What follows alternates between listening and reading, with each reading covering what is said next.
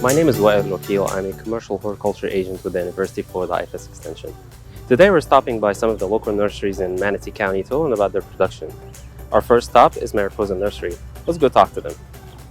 Well, Francois, thank you so much for meeting with us today. Can you tell us a little bit about your background about yourself and Mariposa Nursery? I'm originally from France. I came to America when I was 18 years old. And in 2004, my wife and I bought this piece of property that was a cow pasture to start a nursery. It took a year to develop, and here we are 15 years later. And what markets are you targeting? Are you targeting retail or commercial? We target both commercial locally and retail locally. Our split is approximately 60% commercial, 40% retail. So can you tell us a little bit about the plant species and your production in general? What kind of greenhouses and propagation, and what's the day-to-day workings of the nursery? The day-to-day workings of the nursery are to produce as many plants as possible. Species, we try and carry from A to Z whatever a landscaper or homeowner might need. We propagate from cuttings and from seed and from division as much as we can. We have approximately 10 greenhouses devoted just to propagation, and we have a crew that does nothing but propagation every day, all day. We buy a lot of starter plants from other people and pot them up and let them grow to become sellable. And then we buy a lot of pre-finished material that we do the same thing. They're nearly finished, but they need another 3 months, so we bump them up into a different size container, fertilize them, water them, and then wait till they're ready. We have another 10 acres across the street where we do tree production, and that is basically anything that is going to be a 25-gallon or say a 2-inch caliper tree or bigger is produced across the street with the same idea. We buy a starter tree, let it sit for 6 months, a year, and then it's ready to sell. There are certain plants we do not grow because we don't have the facilities, so anything that is a foliage plant or very, very tropical, we just buy in finished to resell. So in terms of plant management and pest management in the nursery here, what kind of protocols do you use, and what issues do you have with plants in terms of diseases and pests, and what kind of pesticides or integrated pest management practices do you have in place?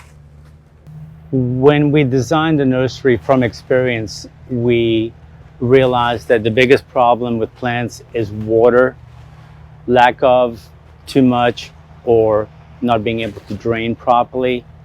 So we designed the nursery that after irrigation or after heavy rain, there would be no sitting water. We monitor our watering as close as we can. Barring rain, we change our irrigation constantly. And we found that by limiting the amount of water we put on our plants, also limits the amount of diseases that we get on our plants. We try not to spray.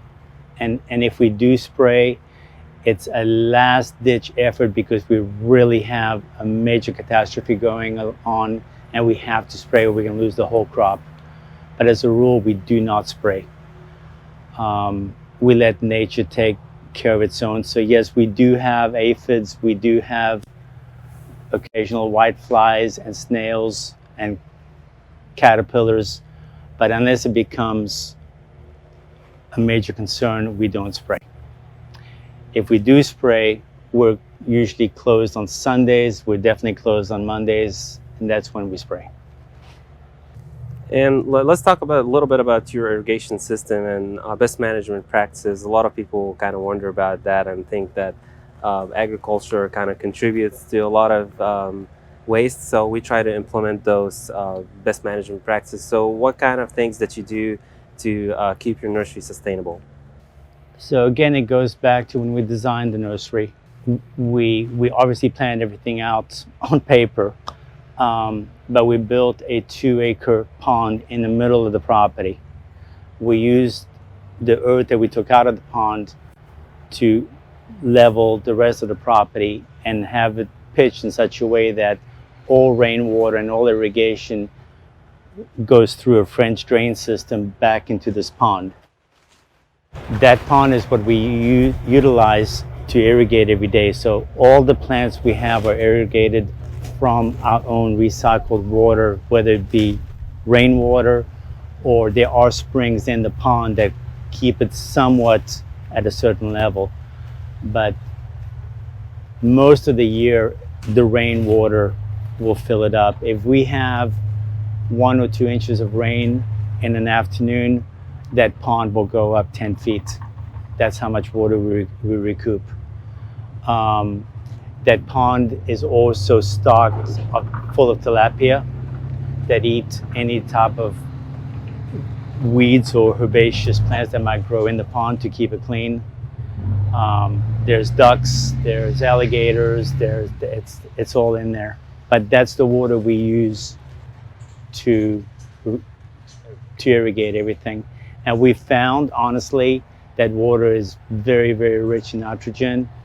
And we can buy plants in from other nurseries, and within a week, they green up just from our water. So what kind of challenges do you normally face running the nursery business? I think we face the same challenges as most people. Labor, because a lot of our labor is actual physical labor. We have to compete against construction and other industries in Florida that are booming. We found that we have to, as a rule, pay more now. We're competing against other well-paying industries. We have a problem with finding middle to upper management because a lot of people, there might be a stigma against agriculture in general, where people don't want to go work for agriculture because it might be low paying. We seem to have that problem, I'm assuming. And the new generation, I'm not so sure they're that much involved in plants, and the agriculture equals hard work to a lot of people, I think.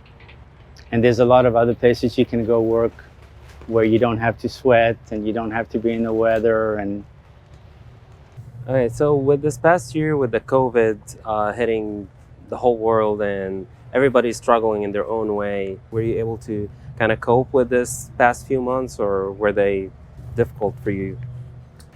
back in March, we took the reactionary attitude. So we thought that everything was going to collapse.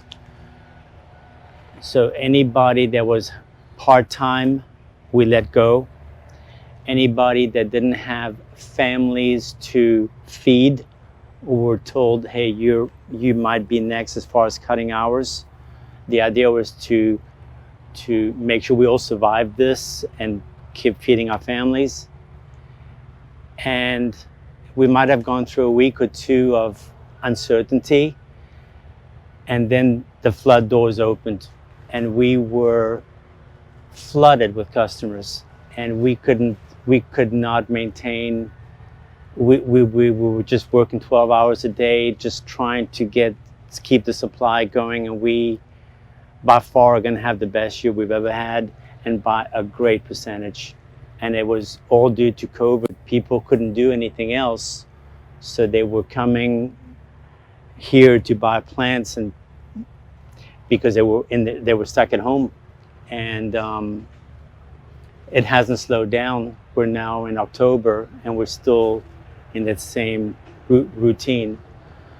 On the commercial side, same. We stayed busy throughout the whole COVID period because landscapers work in people's yards, and the people calling them saying, hey, you need to replace this, you need to fix that. So it's been great. The only downside is a lot of our supplies have increased in price. A lot of our supplies have been very hard to get, and I'm not talking just plants, soil, pots, fertilizer, rocks, mulch. We've had price increases up to 40%, and I don't think they're going to go away. And then as far as hard goods, shovels, post hole diggers, things that we sell as well that come from other countries, it's all dried up. We have nothing. Well, thank you so much again for talking to us. This was very helpful and insightful to learn about your business. Thank you for the opportunity. It was delightful doing it too as well.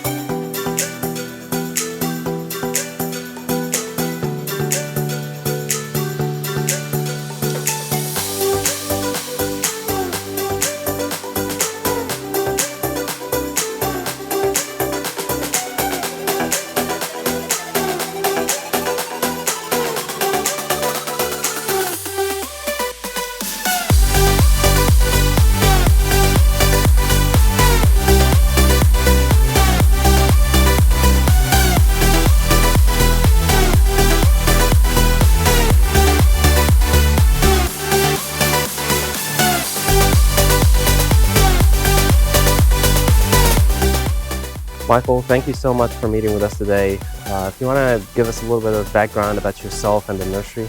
Basically, we moved to Sarasota, Florida in 1972. Pretty much grew up in this area, Sarasota and Manatee County. Graduated high school. After high school, I ran a garden center for Kmart in the early 80s, which gave me the passion to love flowers. And my goal was in life one day to have my own garden center and to actually grow flowers. I've been very fortunate over the years to know local nurseries and work with them closely, and basically evolved into this place here in Manatee County in 1999. This is a family business. My son works with me. My other son works with me. My mom, she still comes in from time to time. Two daughter-in-laws that work sales up front. My brother-in-law works sales up front. And I even have my mother-in-law come in on the weekends. So it's pretty much 75% family, and then the rest are field workers that help out tremendously. The nursery business is a very, very labor-intensive work, so it takes a lot of people to actually be able to produce what we do here. We're really happy to work with Manatee County because Manatee County has always been agricultural friendly. And it's been an honor to be here for the past 20 years. The nursery is basically set up wholesale and retail. We pretty much grow 90% of the plants ourselves. A few we buy in because some plants are not our forte. So it's easier for us to acquire them. We do try to get the plants locally, Palmetto, Parish, fairly close, because I personally believe that plants grown in a region do better if they're in the same region. Can you tell us a little bit about your production? What type of plants do you grow, and how big is your operation? The nursery is approximately 16 acres. We have about 35 greenhouses. Basically, we do propagation, self-propagation. We do propagation for other nurseries. In season, we grow annuals, flowering plants, landscape plants. Pretty much we like to find out what's popular in the market at the time, so we kind of go with the trend. Every year is different for us. One year flowers are heavy, and other years landscape material is heavy. Basically, we try to look forward and try to go with the trends. Right now, we are heavy in flowering annuals because basically it's instant gratification for a lot of the people that come into the nursery. We still supply landscape material for landscapers and also the homeowners. So we try to have a nice mixture of plants. I would say we grow more than probably 90 varieties of plants. Years ago, I used to be a large propagator for this area. I actually propagated for other nurseries. I did almost 1 million liners a year. And over the years, the nurseries retired or moved on to different species of plants and did different type of sales. So I downsized my propagation, which was easier on me. So now we're down to maybe 250,000 plants a year. So basically, when you come to a nursery, you have to realize, do they buy the plants in or do they grow them themselves? With me, it's just so much more fun and enjoyable to actually be able to go up to a plant, take a cutting or divide it or gather the seeds and then just grow it from scratch. And that's where H&H Nursery comes into play, because we typically grow 90% of our plants, more so than other places. They basically buy plants and then finish growing them. All right, do you normally have any pest issues or diseases? And if you can tell us a little bit about your integrated pest management protocols. Well, fortunately, this is Florida. We have to deal with a lot of rain. The weather's hot one day, cool the next day. So we always have issues that we have to deal with. In today's modern growing techniques, we have a method called IPM, which is integrated pest management. So what we try to do is, when the levels are acceptable and we're able to do release of beneficial bugs, they usually do their job and take care of the bad bugs. Sometimes that's always not in play because the conditions are either too high or they're either too low. If they're too low, you release the good bugs, they have nothing to eat, and then it's actually a waste of time. So that basically comes back to scouting, and scouting is a big part in agriculture right now because it actually makes it profitable for the grower. If the grower has to spend excessive money on chemicals, he loses profit. If he loses plants, he loses profit. So basically, a good grower today that's profitable does IPM. How about soil and water and pest management practices? When we grow a plant, it's like making a good soup. We try to use the best materials available. We try to use the best soil available, the best fertilizer, and at this time, slow release. We usually try to go with a 6-month fertilizer if it's a 6-month crop. If it's a longer crop, you try to go with a longer fertilizer. So basically, working all together with best management practices, you really want to kind of match everything up to what you're doing. So if it's a long-term product that you're going to grow, you'd want to go with more long-term fertilizers and situation like that.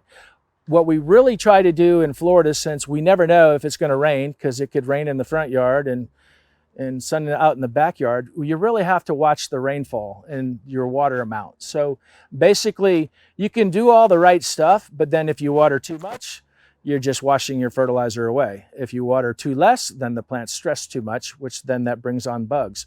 So basically, altogether, good soil, good fertilizer, watch your water. You can kill them with kindness. You can overwater them quicker than you'd kill them for neglecting them. Basically, being aware of the environment's conditions will determine how you actually grow your plants.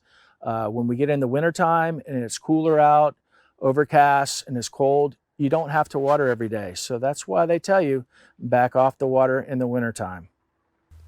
So we normally hear a little bit about labor being an issue for in agriculture in general. So tell us a little bit about your workers and your labor here in the nursery. Workers are always an issue. There's multiple workers that are involved in an agriculture industry. You have your office workers, you have your managers, you have your field workers, which are called handlers. Due to the coronavirus, in the beginning, we gave everybody the opportunity, if they wanted to take their vacation time and stay home, they were more than welcome to stay home. After they used their vacation time or they decided to come back to work, in the beginning, we had to typically have the workers space themselves apart. Typically in the past, we never used to do that because people like to work in teams. They get to talk to each other, they help each other out. So it was trying in the beginning, and then after a period of a couple of months, the workers getting used to being a little bit more on their own and being a little bit more independent. It all worked out. The availability of workers, yes, is definitely has diminished from the past because due to the virus and to extensive construction working and stuff like that, their handlers are getting harder to find. Typically with this nursery, since the majority of it is family, we pretty much all steadfast and stuck together. So this past year has been very challenging for everybody with the lockdowns and COVID and health issues. How did that affect your nursery, and how did you adapt this past year? This COVID was very shocking to everybody, so no one knew how to handle it in the beginning. But once we saw the guidelines and then we took it in our consideration of everyone needs to be safe, what we did is we went ahead and posted social distancing. We did a lot of hand sanitizing. Basically, if persons paid with credit cards, we wiped the cards down. And then I used industrial hydrogen peroxide, and every day I would spray our pull carts down with that because it's a safe disinfectant. It releases and it goes right away instantly, but it does a very effective job. So by doing these things and keeping our customers safe, and most important, our family safe, we're able to get through these trying times. In the future, we know that we're going to have to be more considerate of social distancing and then also sanitation. Was there any positive outcomes from this past year? The positive outcome of the agriculture industry from what we had to go through with this COVID is that April and May, they had no place to go. So they wanted to go out to the country. And fortunately that we had a nice setting for them. It was all out in the open. We offered plenty of distance. They had plenty of acreage to roam through, and they had plenty of flowers to look. And I do know that other businesses were very profitable. We're just thankful that we're trying to move forward, and hopefully we have positive days ahead. Well, Michael, thank you again so much for having us. Well, thank you for coming out. We wish we could have had the tour in person because we enjoy to see the people every couple of years that come out. And just remember, we all have to work together. This COVID thing has been challenging for everybody. But if we stay within the guidelines and then appreciate each other's responsibilities and safety, I think we could all get through this, and hopefully it'll make a better day.